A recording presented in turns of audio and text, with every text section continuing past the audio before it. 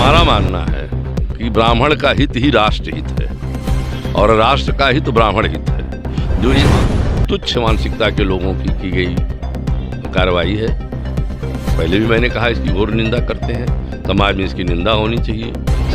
ब्राह्मण बनिया भगाने की बात दीवारों पर लिखी गई है। पहले आप बनिया किसी के कहने पर, किसी के बोल देने से, किसी के लिख देने से न हिंदुस्तान छोड़ देगा, न उसकी महत्ता घट जाती है। Risky reporters TV. जेएनयू का जिन्न और राष्ट्रीय ब्राह्मण महासभा। नमस्कार, मैं हूं आंसू अनादि और आप देख रहे हैं रिस्की रिपोर्टर। और रिस्की रिपोर्टर की टीम आज चलते चलते धीरे धीरे पहुंच गई है राष्ट्रीय ब्राह्मण महासभा के बस्ती कार्यालय पर। और जहां आज हमसे ब्राह्मण बनिया जो स्लोगन लिख दिया गया था जेएनयू जवाहरलाल नेहरू यूनिवर्सिटी के दीवारों पर, उस पर आज हम इसी ब्राह्मण महासभा के राष्ट्रीय अध्यक्ष से इस मुद्दे पर बात करेंगे। तनी हरियाणा आ जाइए हो, आइए आइए।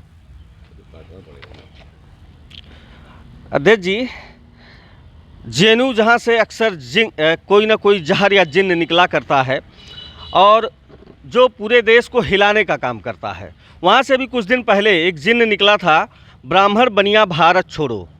और ये जिन्न उस समय निकला जब देश में ब्राह्मण और बनिया, क्योंकि भाजपा हमेशा ये कहा जाता है कि ब्राह्मण और बनिया ये भाजपा का वोटर होता है और जो ग्रामीण स्तर पर जोड़ा जाता है वो बाभन और ठाकुर जोड़ा जाता था।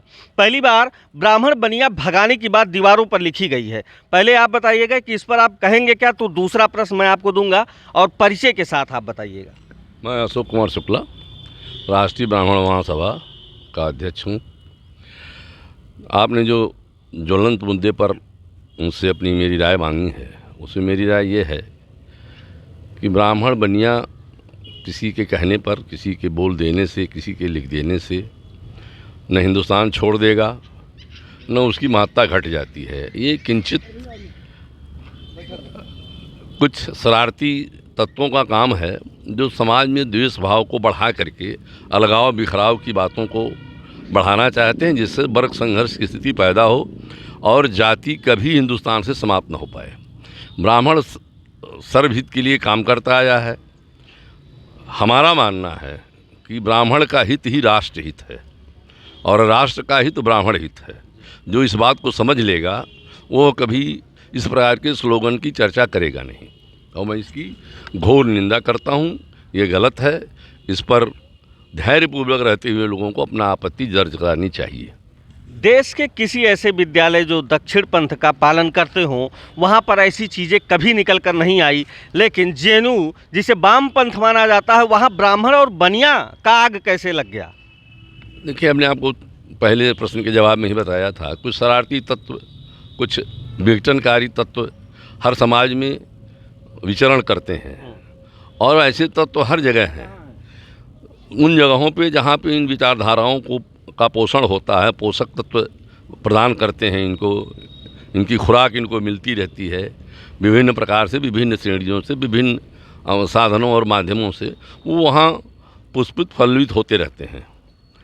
दक्षिणपंथी विचारधाराओं में कभी ये चीज़ें पनपाई नहीं गई, कभी अलगाववाद की बात किया नहीं। जैसे हमने आपको पहले कहा कि ब्राह्मण हित राष्ट्र हित है और राष्ट्र का हित भी ब्राह्मण हित है। ब्राह्मण ने हमेशा राष्ट्र के बारे में सोचा है। जहाँ हमारी विचारधाराएं मजबूत होंगी वहाँ कभी अलगाववाद, कभी इन सब चीज़ें, किसी जाति को, किसी वर्ग को लेकर के कभी कोई वैमनस्य का भाव आएगा नहीं। ये तुच्छ मानसिकता के लोगों की गई कार्रवाई है। पहले भी मैंने कहा, इसकी घोर निंदा करते हैं।